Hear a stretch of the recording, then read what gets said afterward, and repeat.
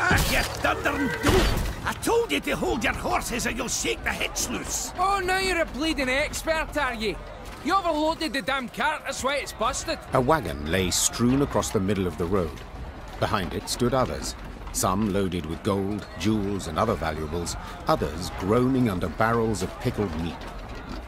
Each dwarf had his own theory about how the accident had come about, and thundered it out to all and sundry, peppered with choice invectives.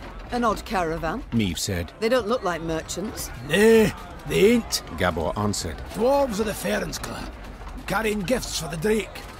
Remember Keltinus? When he took roost here, Ferences fought him for near a century. Then the dragon got weary of fighting and they realised he weren't going nowheres, so they cut a deal. He didn't bother them. They give him what he needs. Well, well. And these offerings they send often? Every week. Excuse me, got to separate them lads, for they tear out each other's beards. Hey there! Cool your idiot heads! Gabor managed to douse his brethren's fiery tempers. But the wagon still lay across the road, blocking all traffic. Queen, said Xavier. it is an easy repair. I have the tools, the parts. Need but your permission. Of course. Go see what can be done. Xavier did indeed make quick work of the problem. Within moments, the wagon was rolling smoothly down the road, good as new. Well, shaft me, your highness, said one of the dwarves. Your engineer's got a pate like stewed meat, but he kens his trade. That's for certain. I'll convey your words to him. Or at least part of them. Me and the lads will be on our way now, but first, take this. Bit of gold by way of thanks. Thank you. Meve said, accepting the surprisingly heavy pouch. In wartime, every copper counts. The dwarf bowed in parting, shook the snow off his beard, then rejoined his caravan. Within a few moments, the wagons had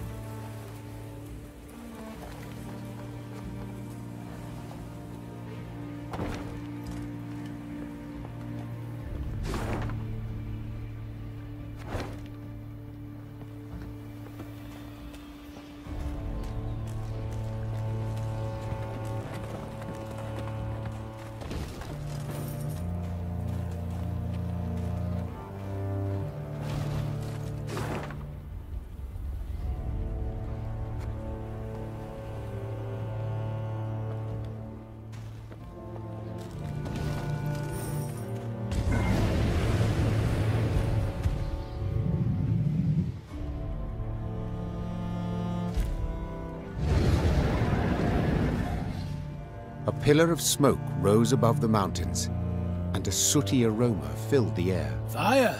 Gabor said, then took a deep sniff.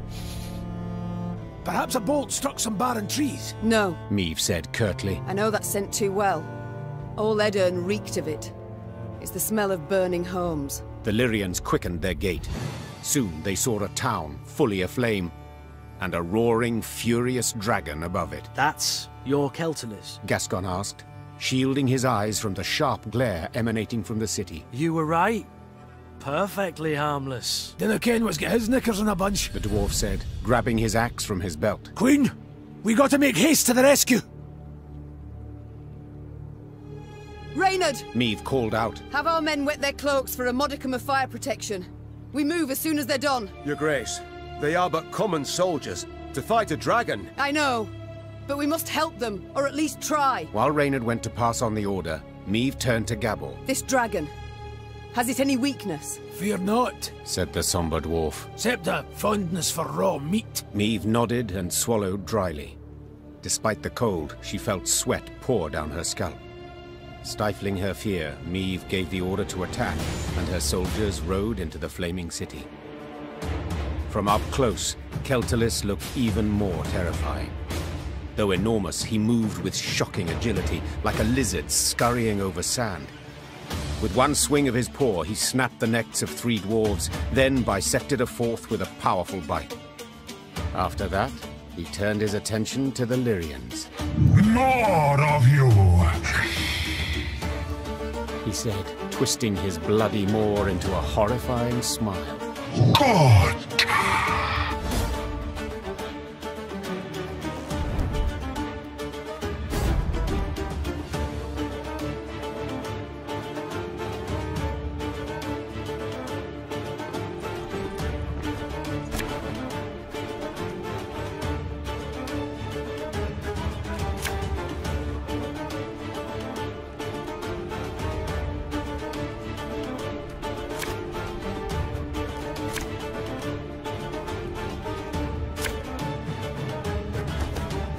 Behind me! Stay together!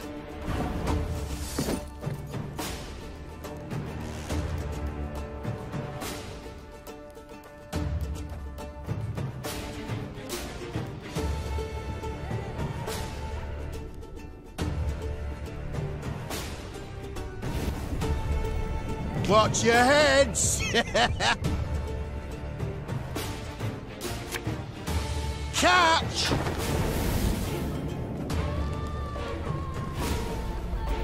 Ever have a storm knock out one of your teeth? Ah! That would kill the dragon. It has to be possible.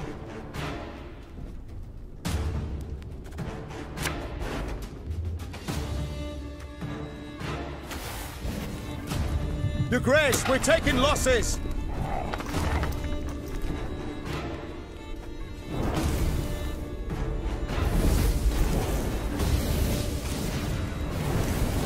Ah, shite! He's raging now! Watch out!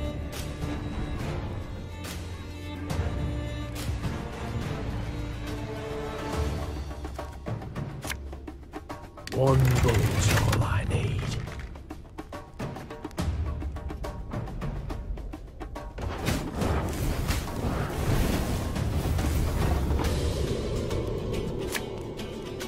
Give me a time.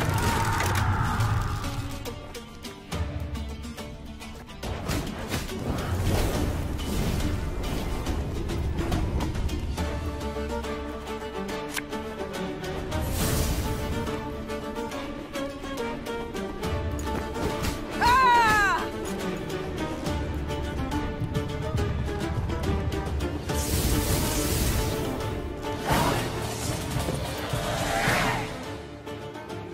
That day, many Lyrians perished, either to the dragon's all-consuming fire or to its flesh-rending claws.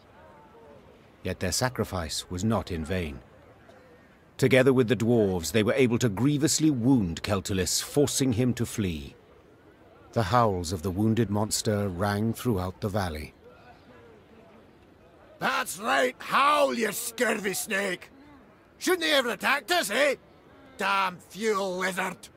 Meave, that's Vavrenik, elder of the town and all the Ferences. My regards, and condolences. Eh, tain't so bad.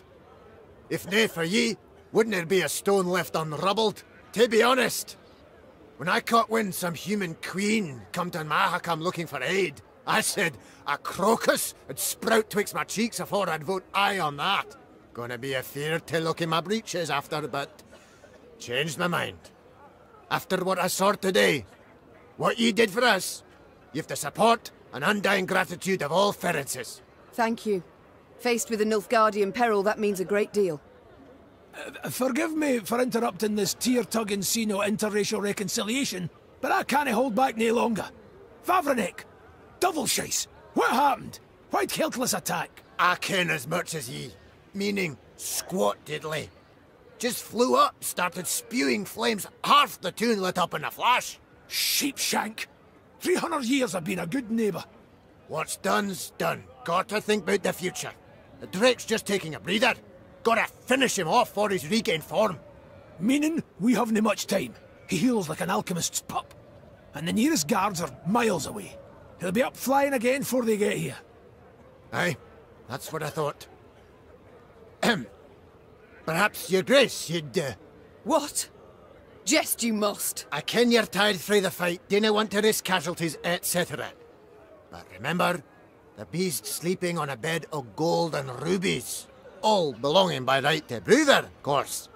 But if quibbling some wandered off, he'd nae notice. I admit that does alter my calculations. Besides, the dragon was badly wounded. Putting it featherly, blood poured out of him like a leaky bladder. Just needs a coup de grace. Fine. I'll do the deed. Ken you'd see the light. Oi, Vavrenik, Vavrenik. This lady's gonna make your rump a regular crocus garden. Aye, Queen's doing us a great service. One that'll profit us both. So, where is Keltulus's lair? North of here. It's a vast cavern. Ye canna miss it. Meave bid farewell to Vavrenek and set out on her way. Did her way lead to the dragon's lair, you ask? Shh. Let's not spoil the surprise.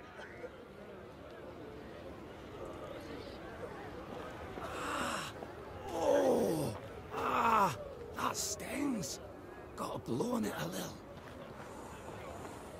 Trust a boheed, and what do you get? A singed bahoot? Brown, red, gold. Every dragon's a right bastard. Wait! I'm coming with ye! Gonna beat that scaly bastard so hard he'll shoot fire out his arse!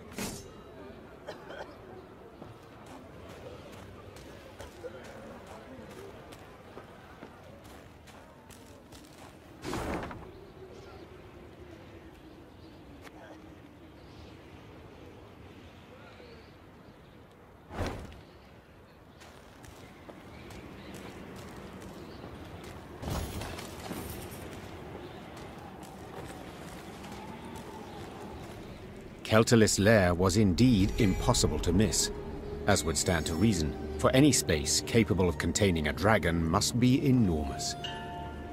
The lair's maw, a black triangle cut out of a vast plain of snow, loomed from afar. Confirming the dragon's presence was the powerful odor emanating from it, one of sulfur and blood. Well then, Gascon said, ready to become a legendary dragon slayer? My father oft said, never should you count pelts till the hunt is through. Meave said, dismounting her horse. It's all the more true when you hunt dragons. He's wounded, yes, but one puff of flame, and we shall be not legends, but corpses. Leave all thoughts of foolhardy bravery behind. The Lyrians crept across the dragon's threshold. They walked single file, shields raised, watched by bats hanging from the ceiling. Keltulis lay curled up on a bed of diamonds and gold coins turned red from his blood. Seeing how he strained merely to lift his massive head, Meave knew the dragon no longer posed any threat. Come to finish what your poison began? The monster croaked hoarsely. Fine. Do it then. Keltalis turned over, exposing his vulnerable underbelly, and waited calmly for the fatal blow. Wait. Meve said, dropping her sword. What poison?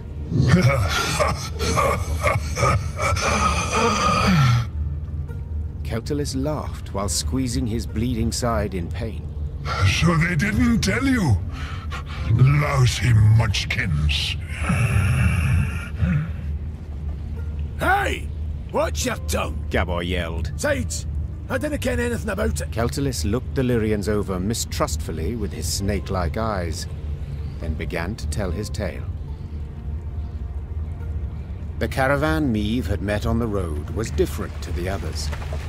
This time, Keltalis's meat had been pickled in a special brine, one spiked with poison.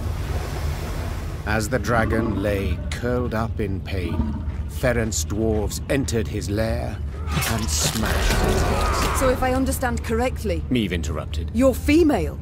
Correct. Same as you.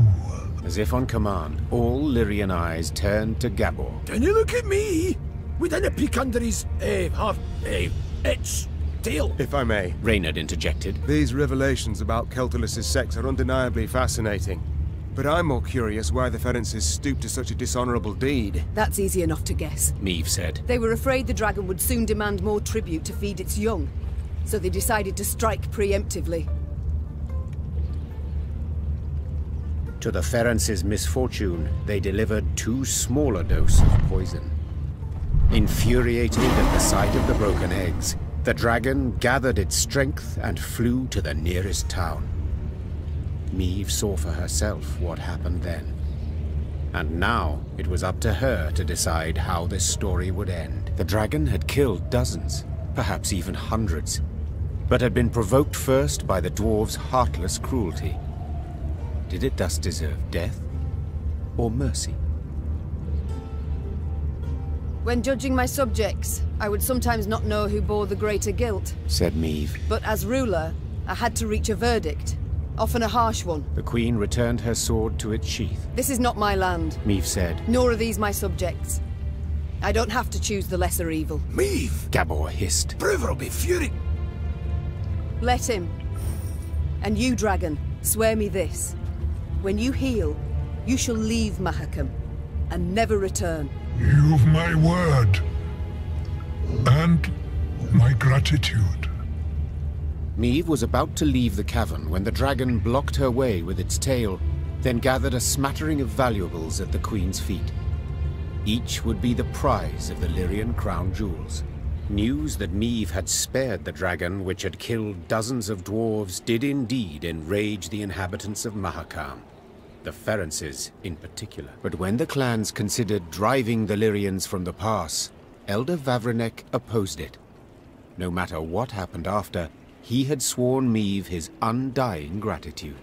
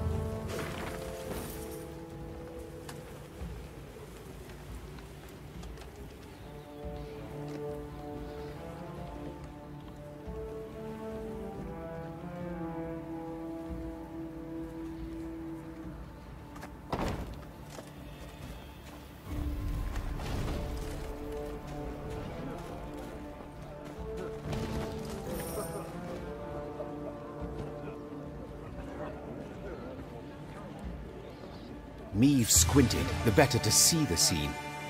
Several dozen dwarves had gathered on the cliff overlooking the chasm. All were turned towards a ramp, at the peak of which stood a barrel. What is that gathering about? Asked the Queen. Have we a feast day? Nay, Answered Gabor grimly. 'tis an execution. A hairy head peeked out of the barrel. The long, pointy nose and ears left no doubt that it belonged to a gnome. The first Meve had ever seen in her life. Help! Save me! The gnome yelled. They aim to kill me! Cast me in the chasm! Shut your maw! Barked the dwarf standing next to him, who then shoved the gnome inside the barrel and covered it with a lid. Your crimes! The sheer weight of him, hey? No lighter punishment is fitting. The other gathered dwarves nodded approvingly. Two gripped the barrel, lay it on its side, then lifted it to cast in the chasm, paying the thumping from inside it no heed. Meve leapt from her horse, and ignoring Gabor's objections, scrambled up the ramp. Oi! You're not allowed! Hey, damn it! What do you think you're doing? I think it's obvious. Preventing the execution. Thanks be to the gods! Whoa, wench, you've no such right. Judgment's been handed down. Sentencing's done. Yes, and a cruel sentence it is. One that prompts me to wonder what the accused did to deserve it. Better to ask what he didn't do, the varmint. Arrived here with his peddler's wagon full of tricks and gadgets. Went from house to house, praised his rubbish to the high heavens. And what's it he sold us? Bombs that go off in your hand. Beer growth formula that makes your hair catch fire. Music boxes for the kiddies. Once cranked, they never plough in stop. You needed but to loosen the screw in the back and... Shut your maw, ye roaster. Doesn't it matter all that? 'Cause we'd have forgiven it if he hadn't broken our sacred rules and hallowed customs. Which ones, if you don't mind me asking? Enter the smithy, cap on his head, held nails between his teeth, and poured fruit syrup in his beer. Raspberry. Blech. just the once, and but a few drops. You got nothing to explain your villainy, scoundrel. Not a thing. And that's not even the worst. Saved his highest crime for the end. He was in a mine. And he whistled. Oh, aye, that's bad. Shouldn't have done that. Aye, he did. Whistled. Through his teeth. And hummed in harmony, a long warble. We all heard it up and down the shaft, and our grand-elders were clear. Death's the punishment. Death by barrel roll.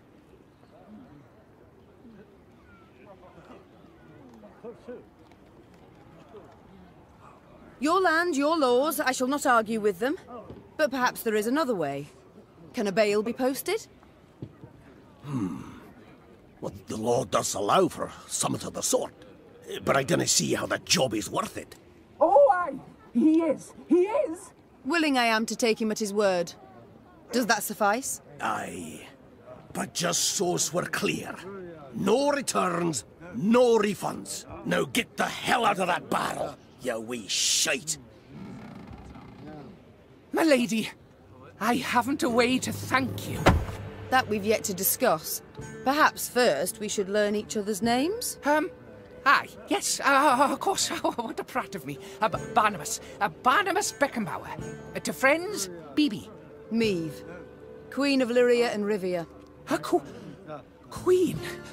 Cows in the corn, colour me honoured. Your Majesty, obeisance due. None necessary. Protocols for use at court, not beyond it. An inventor you deem yourself. Am I right? Most assuredly. Though, truth be told, the dwarves saw no ingenuity in my craft. Seems I'm ahead of my time. Fiery bursts in the palm of your hand. They shall be in fashion one day, to your mind. Oh, nay, just a bit of misfortune, that's all that was.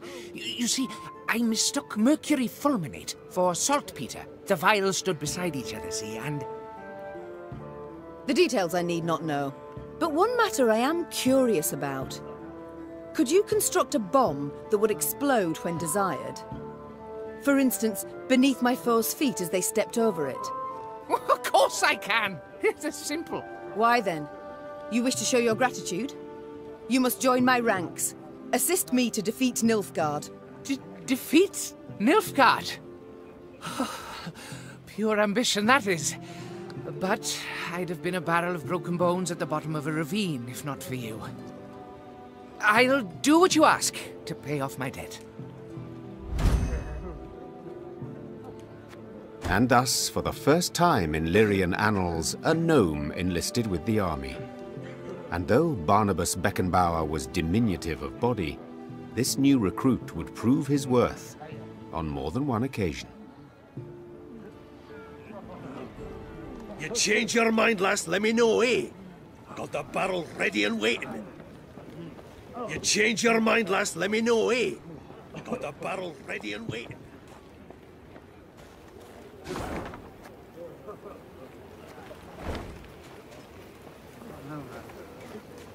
Every year more monsters crawl out for spring cleaning.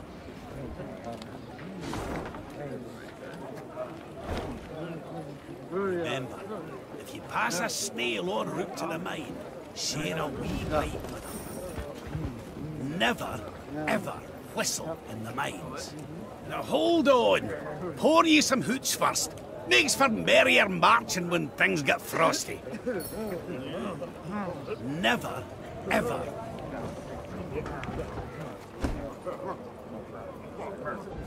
Your Majesty, allow me once again to express my undying gratitude. You're most welcome, Barnabas, but please, we haven't need for any formalities when speaking alone.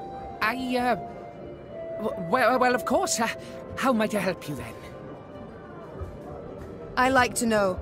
No, I must know who I travel with. Please do tell me about yourself. About me? I've most civil relations with dwarves, as you saw. But is there anything in particular you'd like to know? Why not start at the beginning? Tell me where you hail from, perhaps. Oh, right. I was born in the distant south, in Tir Tokhair. My mother was a washerwife, my father, an armourer. Soon as I'd passed 40 winters and could strike out on my own, I left the family, my native parts. So I've been on the road now about, 20-odd years. Indeed. A rather long while. Did the south simply not suit you? Oh, I wouldn't say that exactly. It's just staying would have meant stepping into my father's shoes. Then forging blade after blade, plate after plate. Oh, just thinking on it sets my head a-spinning. Not for me, that, no. No, nature. The world so rich in mysteries, in wonders left to discover, and ways to make it a better place. By building bombs that explode in the hand, for instance. As those bearded fellas say, Mahakam wasn't built in a day. Besides, nobody was seriously hurt by those malfunctions. Not many, at any rate. At the moment, have you any invention you've worked on? One that's near complete? Oh, so kind. Oh, wonderful, you should ask. See, I've ever had an avian fascination. For birds, you see. Their wings, bones. The structure's perfect. The aerodynamicism, the plumage. In short, I believe I can fly. I beg your pardon?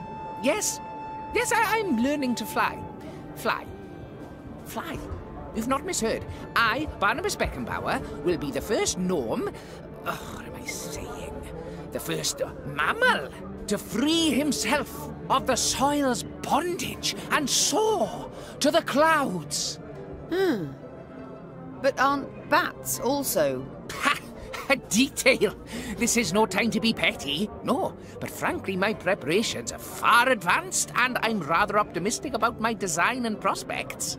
I've calculated every trajectory, every force. It all works out. Just need to do a few more field tests.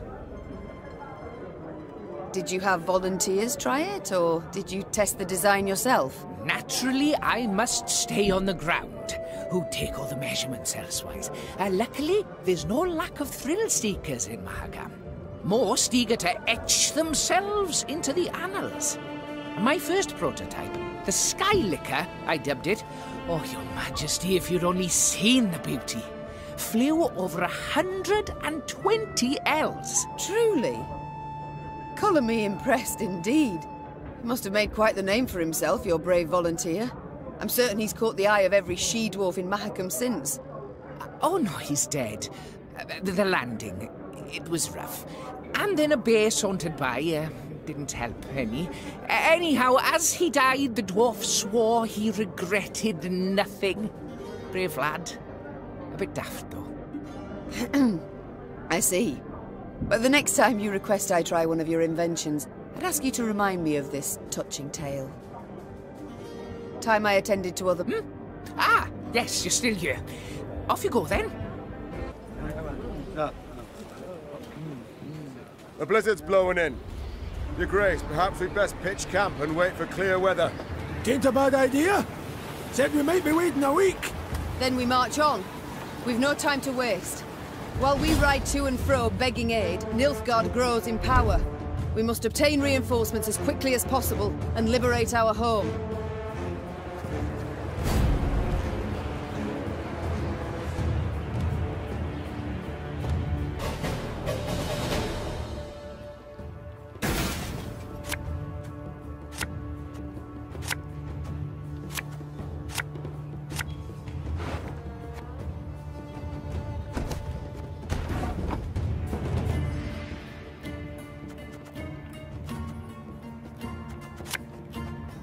Again and again and again.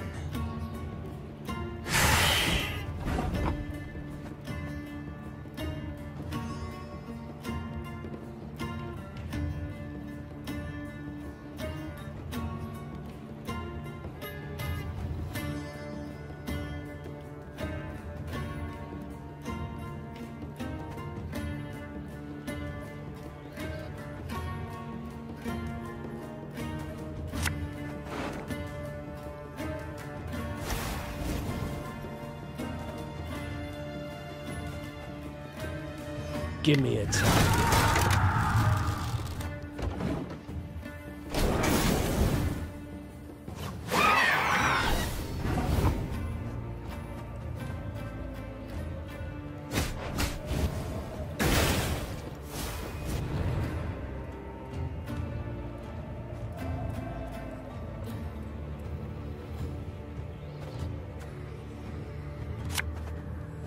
As ordered.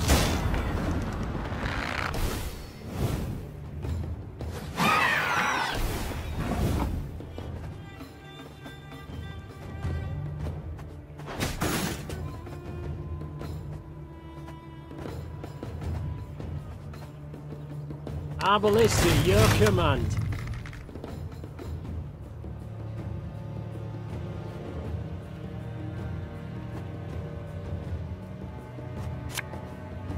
Ever have a storm knock out one of your teeth?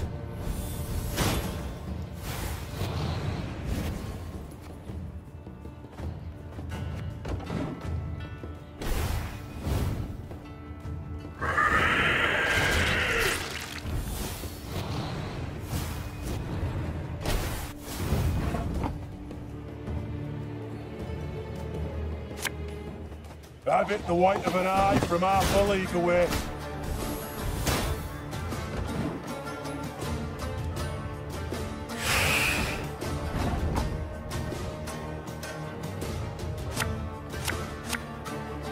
So much anger and suffering. For what?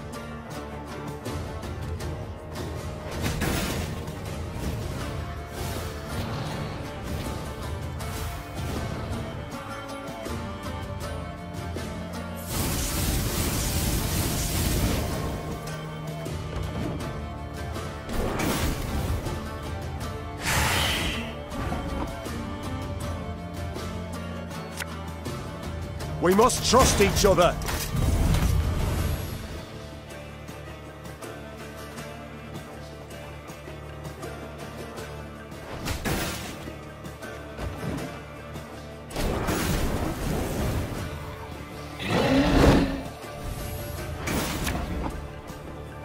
Coin never stinks, no matter how rank the pouch.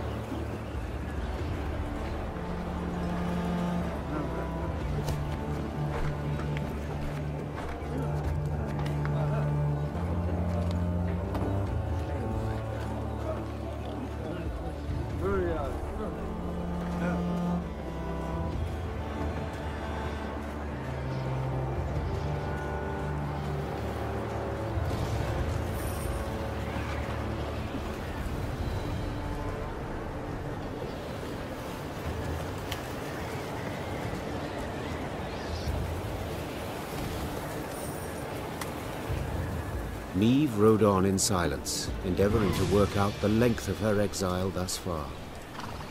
A scout's call tore her from her reverie. Your Grace! You must see this! With a grave mien, the soldier indicated a track in the snow. The hobnail boot print was all too familiar. Niamh had seen it before, upon Lyria's sandy tracks, and midst the ashes to which Edirn had been turned. Nilfgaardian footmen, Seethed Niamh. Marched through of late. Interrupted Gascon. A day, perhaps 2 days past.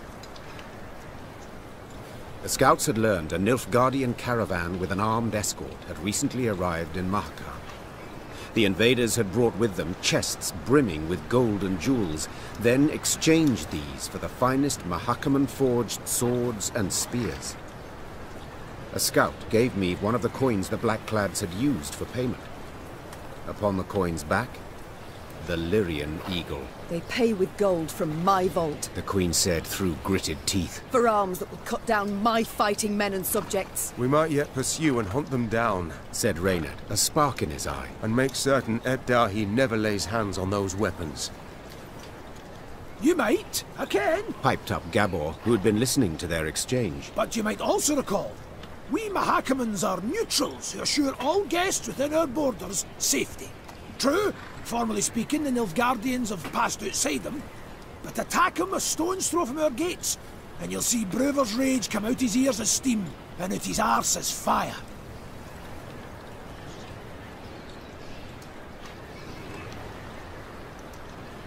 No war's outcome has been swayed by a few wagons of arms, no matter their quality, said the Queen, vaulting into her saddle. Yet if we turn Brewer against us, I dare say we shall never wrest our land from black-clad hands. The Queen's men regretted her reluctance to attack, but none tried to dissuade her. They knew her too well.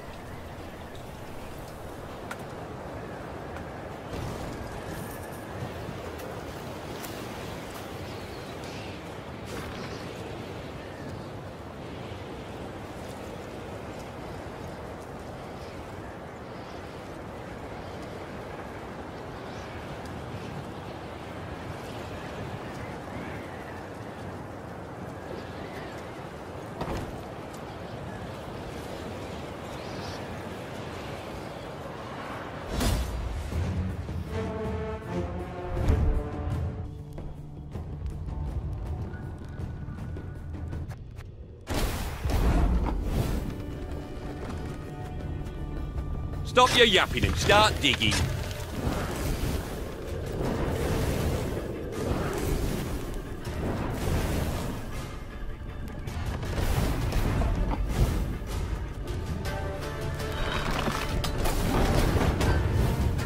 There's been a mistake.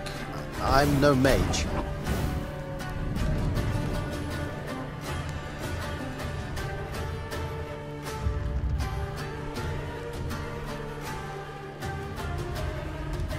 Greetings. What is it?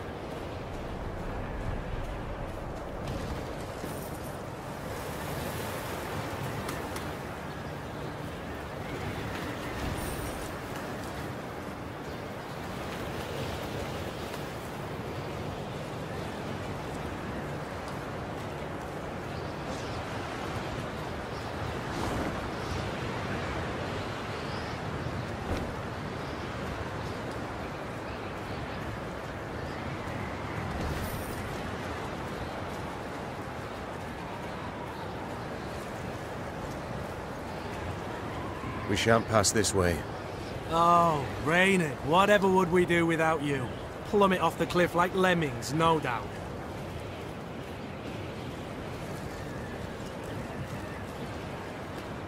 Maeve squinted and gazed off into the distance. It seemed to her that hundreds of black patches covered the peaks on the horizon. Once she had ridden up closer, she realized these were the windows of homes carved out of solid rock. Our pride this was, sighed Gabor. Burra's Rump. A city carved out of mountain rock. Hundreds of miles of tunnels, dozens of steelworks, smithies and forges. Now, it's a vast lair to monsters. They ooze from underground, weave their nests, hatch their young, and when hunger hits them in the gut, they prowl down into the pass. Maeve stood at the entrance to the underground city. The monumental gate, cast in bronze, lay on the ground, folded multiple times as a scroll of paper. Out of blackened windows oozed a stench of rotting meat and mold. The Queen bent an ear to hear water dripping, and, in the distance, a metallic scraping. A sound akin to chitinous scales rubbing against rock. The soldiers await your order, Your Grace, said Reynard quietly, as if he feared he would wake the beasts asleep in the caverns. Do you recall my words as we fled Lyria? Said Maeve, turning to Reynard. You swore you would retake your crown, even if you had to penetrate hell to do so. Time to follow that oath. The Queen inhaled deeply and stepped forward, her sword raised and prepared to strike or parry. Moments later, it was swinging, biting, as the current tenants of Burra's Rump came out to meet her.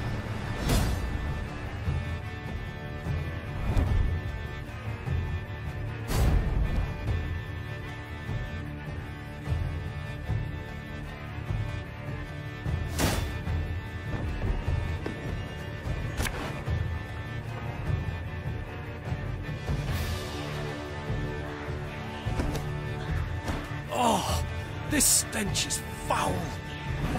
I'd like to make it known that us gnomes don't run so fast. You know, in case you were planning to skip out on the quick.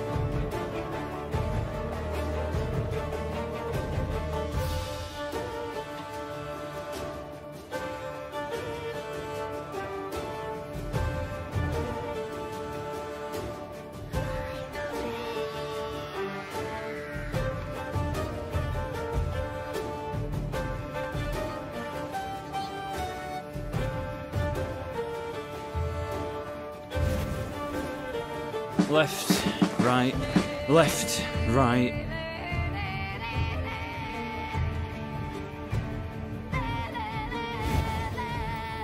This could hurt. Watch your heads!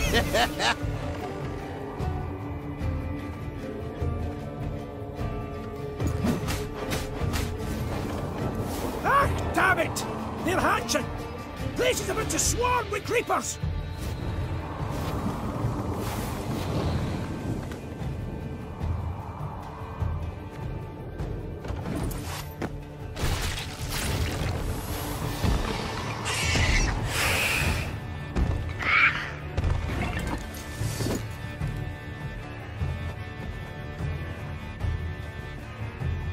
Arbalist to your command.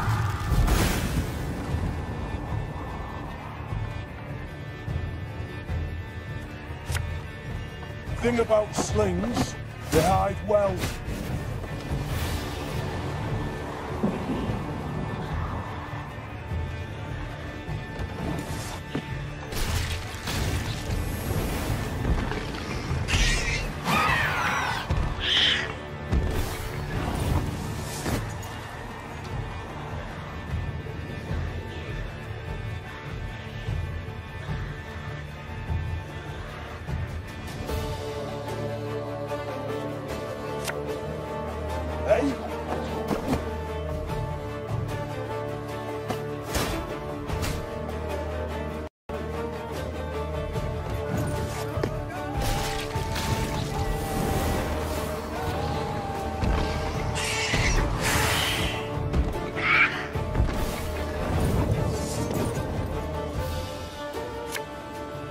Armor voice.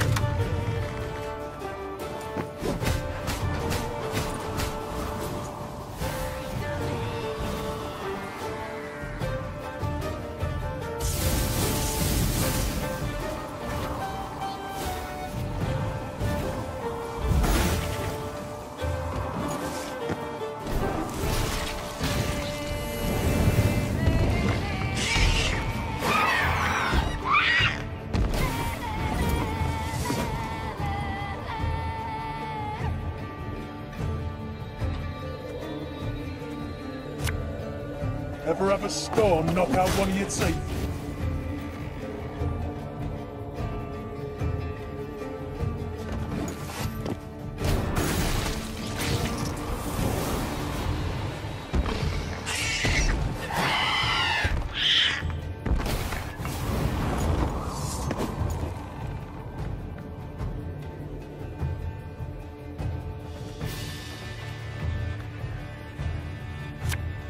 My scars?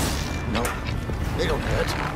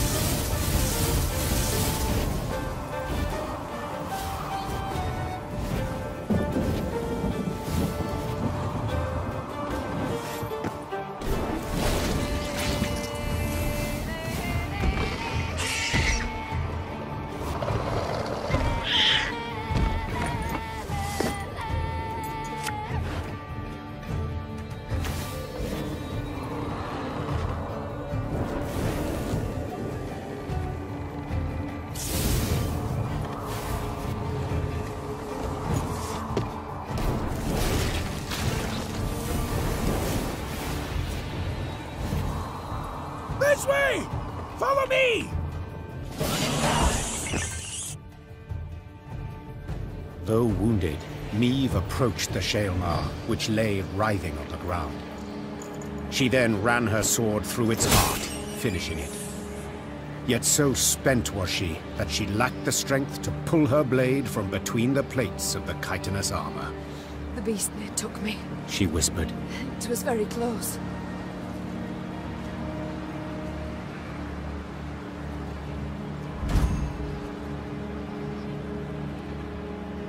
The Lyrians reached a vast hall that had once served the clans as their meeting room. The stone benches were covered in sticky slime and insectoid eggs, while bats of varying size hung from the crystal chandeliers. Gascon rummaged through old, weathered bones, surely hoping to find something of value. Gabor, in turn, was at a shut and locked door, grappling with it as if it were a deadly beast. The door finally gave way with a sigh, and the dwarf raised his arms in a triumphant gesture. It's a storeroom. Should hold miners' tools aplenty, he said, enthused. Some barrels of alchemical brews in here too. Lucky there's no sign of moisture. They haven't soaked through. All's we've got to do is roll them out into the corridor and set a bit of fire to them, and woof! We'll have sealed the beasts off from the pass once and for all. Meve treated the dwarves' instructions as hallowed. Soon after, the mountains trembled from a powerful explosion. Rubble came down and blocked the tunnels. They say the plumes of smoke escaping the window openings in the rock could be seen as far as Aldersburg.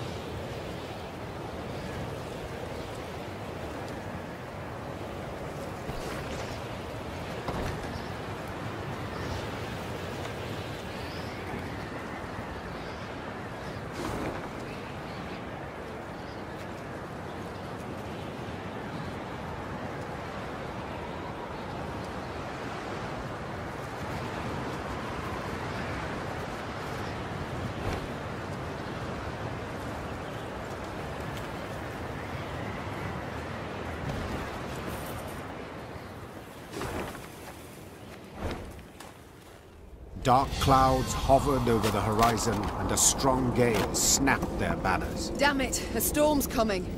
Gabor! Take us to the nearest settlement. We must seek shelter. Soon, the Lyrians arrived in Stuhlkamp. The town square proved full of folk. Several dozen dwarves, laden with large sacks and satchels, stood about in smaller groups. When a thick snow began to fall, the dwarves cheered. Tears streamed down the cheeks of several, but Meve could not tell if they issued from some fortuitous occurrence, or if the strong wind had wrung moisture from their eyes. What is it we witness? Why do they rejoice at a snowstorm? Asked Meve, pulling her hood over her head. Well, the blizzard's good cause to postpone their expedition by another day, Gabor responded. See, they've been conscripted by drawn lots to be settlers. Found homes in a village in Blackbrook Vale. 7 expeditions have gone that way already, and none survived longer than a year. Valley's cursed. No two ways about it. Intrigued, Meve proceeded to speak with the settlers' leader. He confirmed Gabor's claim. He had buried many a previous colonist. All had been abnormally thin, pale, prematurely greyed, as if some wraith had drawn the lifeblood out of them. Once the dwarf had finished his tale, he gripped the Queen's hand firmly, and promising a generous reward, begged that she and her Lyrians accompany the expedition to Blackbrook Valley. Tain't far. Mere few leagues north along the main road. We'll make the march much easier to ken with the whole army, in case of any danger. I know not how useful our swords can be against curses and spectres, said Meve. But leave you bereft and in need I will not. We shall march with you into Blackbrook Vale and see to it that you are safely arrived. Then we will march on. The dwarf sped off to announce the good tidings to his settler brethren. By the time the blizzard had abated, they were ready to march.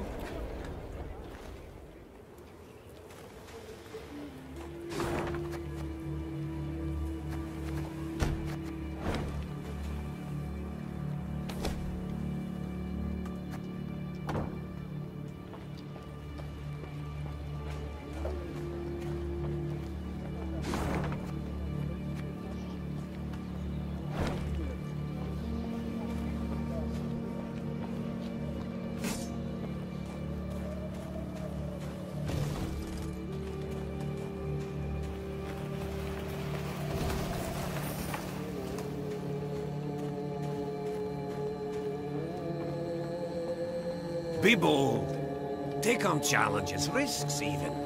But before you set out to do anything, buy yourself some proper insurance. Always darkest for the dawn. Or when the last camp in the mine goes out. Waiting's painful. Forgetting's painful. But an arse dragged across cinders is the worst kind of suffering. Fall down 7 times, get a bait. Then clobber the dunderhead who keeps shoving you. Fall down 7...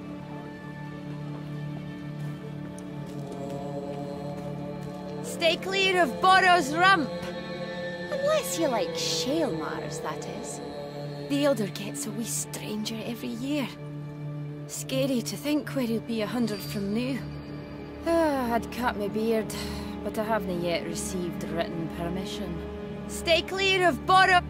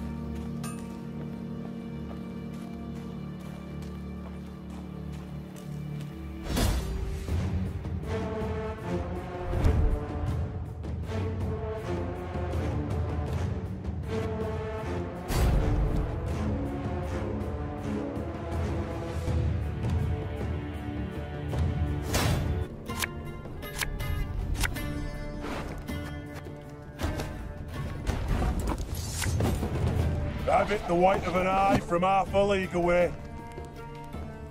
Bigger they are, easier they are to target.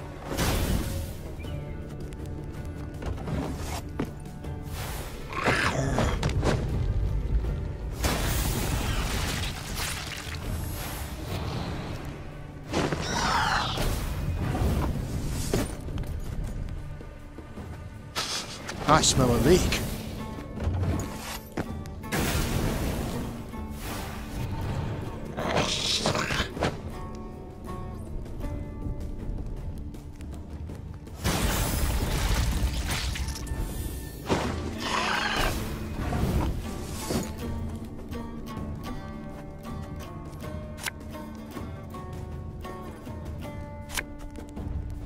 Thing about slings, they hide well.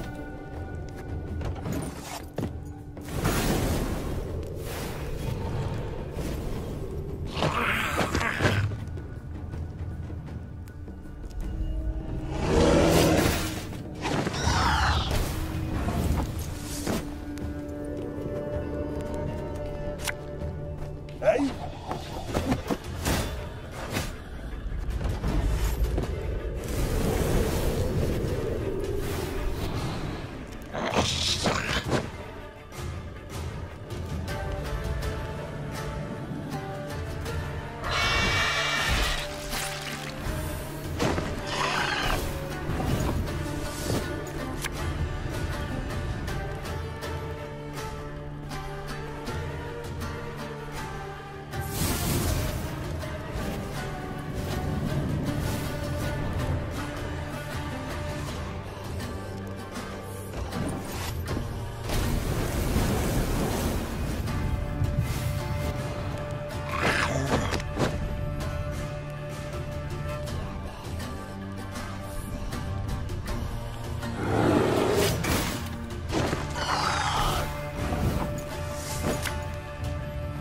Our ballista, your command.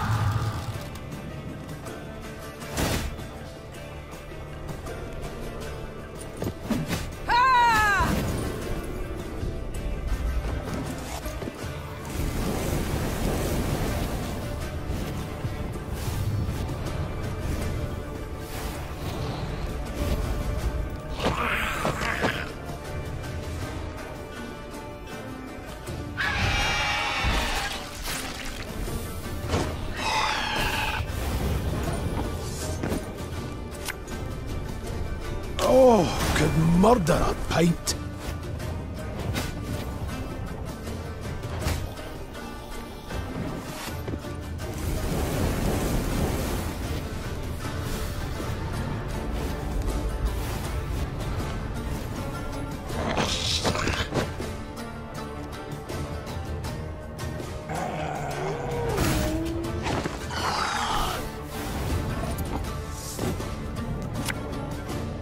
Ever have a storm knock out one of your teeth?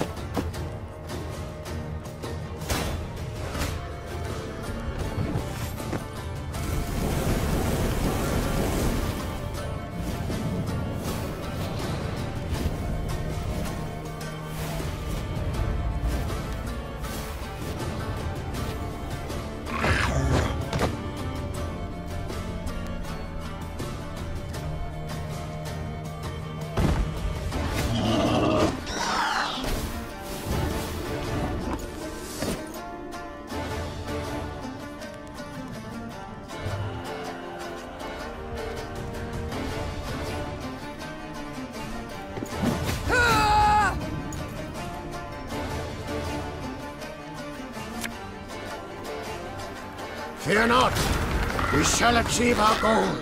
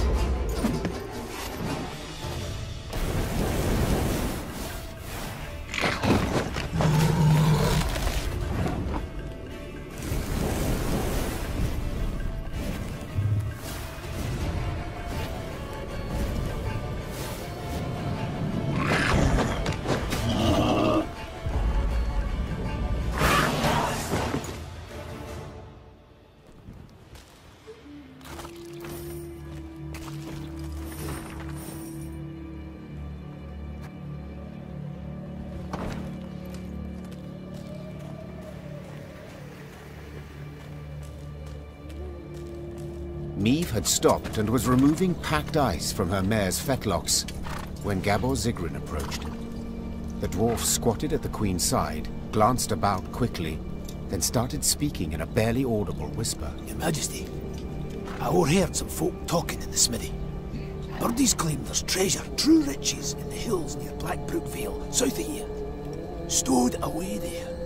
And nobody dares go looking for it on account of beasts that have made their lairs there. But you've got a wee army behind you. I reckon you could try. Might be worth the risk, eh? The Queen brushed the snow from her knees and, raising a hand against the glaring sunlight, peered towards the mountains. Though tempted, she had doubts. To start, the rocky scree at their feet warned clearly of avalanches. I shall think on it, she answered, before vaulting into her saddle. Blackbrook Vale holds many secrets and many treasures. Discover your head in the mountain. Hoo-ha, unforgiving winters come. Fear no snow nor icy gale, fight the frost with. Blackbrook Vale holds many...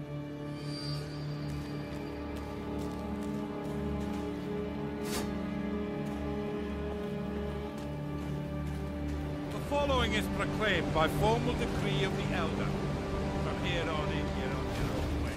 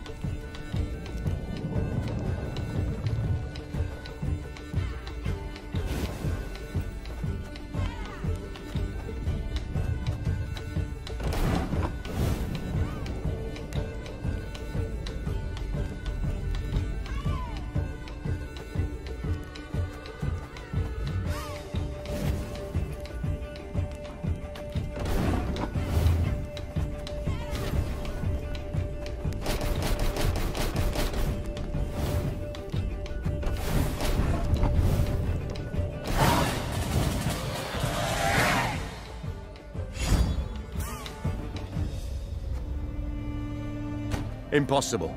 I can't believe it. Gascon, he drank a dwarf under the table. I've said it before, I think, dear Reynard. You simply underestimate him. In Blackbrook Vale, you're advised to never stop or stray from the road.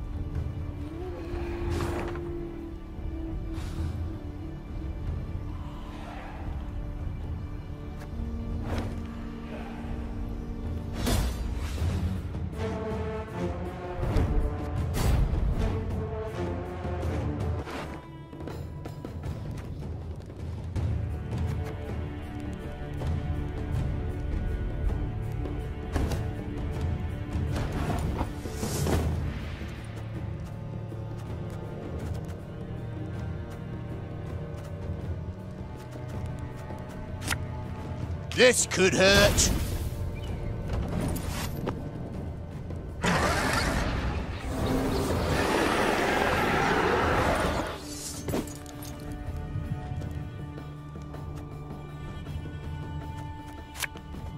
Army's a waste of time for one like me.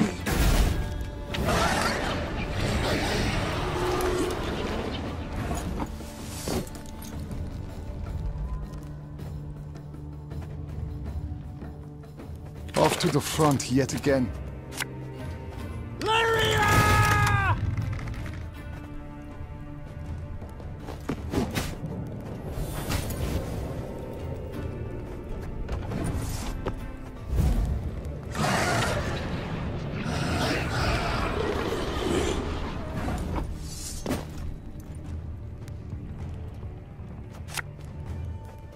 What you looking at?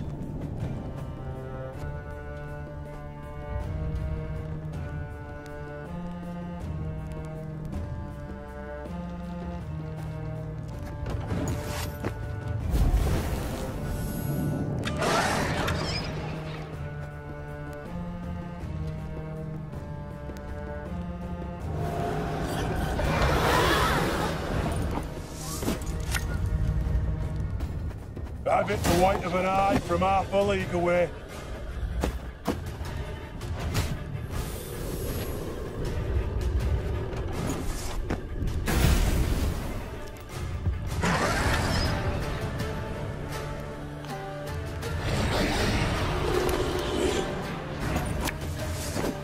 Bigger they are, easier they are to target.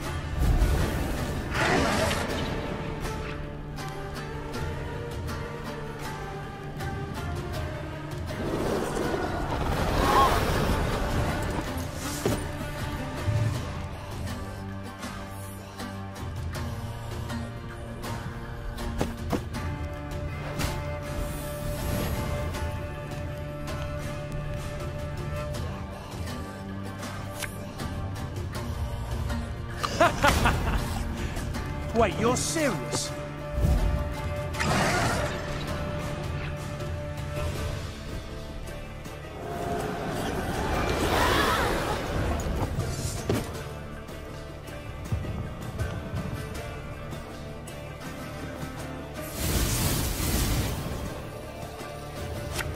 Her Majesty is exceptional.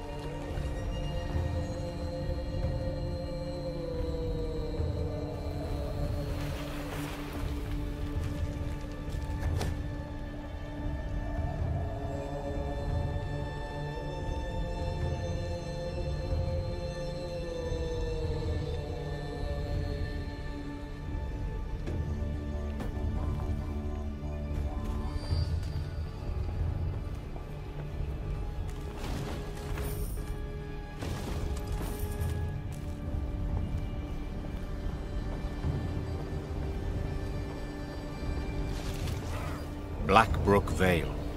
The name itself embodied infamy. Neve arrived expecting misty ravines, decrepit trees bound in spiders' webs, and swarms of bats. What she saw was a warmly gurgling stream and the valley's gentle slopes blanketed in crocus blooms. Only a village of abandoned, ruined huts and a cemetery stretching to the horizon behind it attested to the valley's grim past. The village seems shrouded in a guise. Be not deceived, said the Queen. Reynard! Some men to search the environs for any sign of life. The blood-curdling roar that came from the ruins a moment later proved the Queen's caution warranted beyond any doubt.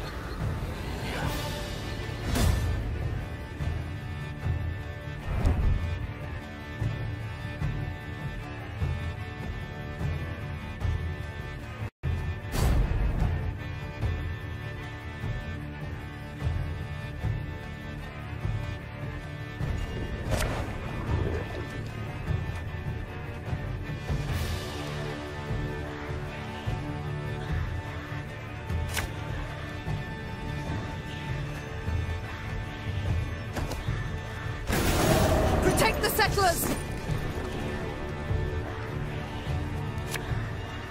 This could hurt.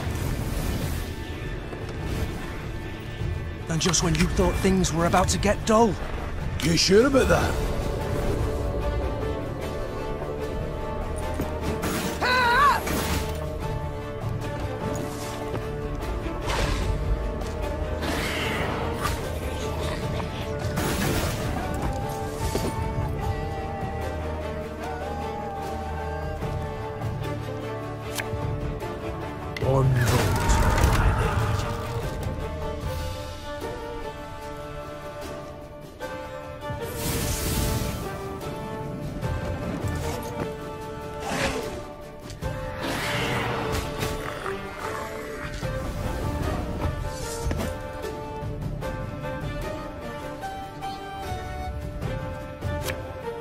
Give me a time.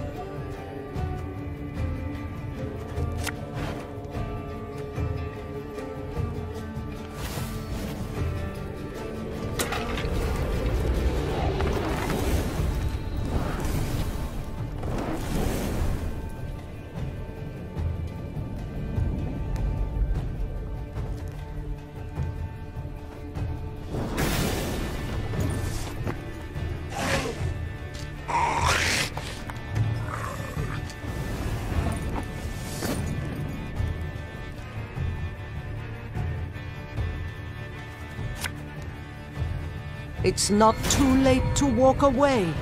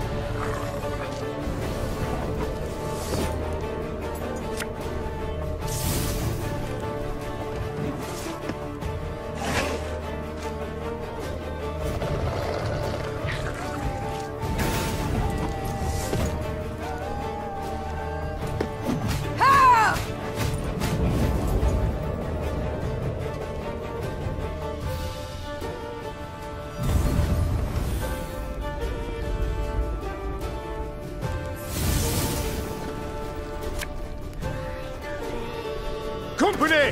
Forward march!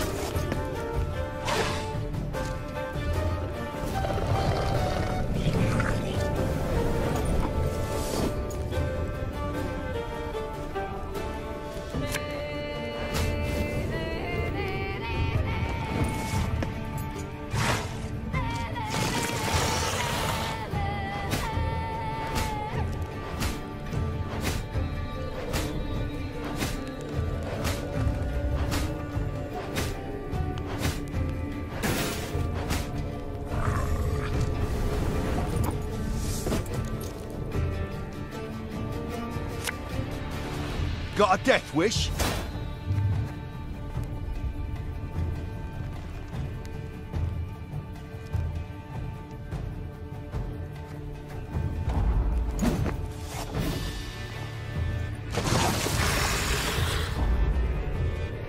Right through the last, that one.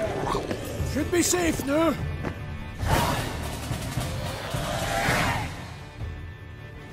Following the victory, the settlers' hopes seemed renewed. Could the beasts they felled have killed the previous lot of colonists? Perhaps the curse that had long hung over Blackbrook Vale was at last broken. We thank you, Your Majesty. The settlers' leader said, slipping the satchel from his shoulder. You've granted us new hope. And a new home. The dwarves had rolled up their sleeves, were prepared to go at the huts to repair them, when one of their number cried out. Hold! There's something here. Something reeky. A voice most familiar, thought Neve. Yes, for it belonged to Barnabas, the rescued inventor. The gnome had elbowed his way to the fore, stood on his toes, extended his nose, and inhaled through it like a pointing hound seeking out wildlife. Ignoring all queries, Barnabas had then sat down on the brook bank, filled a glass flask with water, and was now holding it up against the sunlight, dipping into it the tip of his tongue and some strange scraps of paper extracted from the depths of the pockets of his patched coat. Finally, Barnabas stood, brushed his backside clean, and announced his findings. Well, we know with some certainty the reason for the settlers' demise. 'Twere not beasts, no. They prowled in later, drawn by fresh graves. 'Twas the water. Oh, roll your eyes and whirl your fingers all you want, and then peer at the brook. Nary a fish. All poisoned by subterranean fumes. The dwarves hemmed, hawed, and grumbled, and were a heartbeat from abandoning the Vale for good. Then Barnabas reached into his satchel and extracted a device of his own making he termed an aqua purificator. That is to say, a water cleaner, as odd as it may seem. You need but siphon water through this straw. Then drink up, worry-free. Thus Meve rode out of Blackbrook Vale, deep satisfaction in her heart. The dwarves extolled her for being bold, shrewd, and wise, while Gabor ensured this praise would likewise reach the meaty ears of Elder Hoog. We're the dwarves of Mount Carbon, hoo-hoo-ha, hoo-hoo-ha, and 2 hammers is our sign, is our sign. We feed those suffering hunger, spill me ale, we feed those...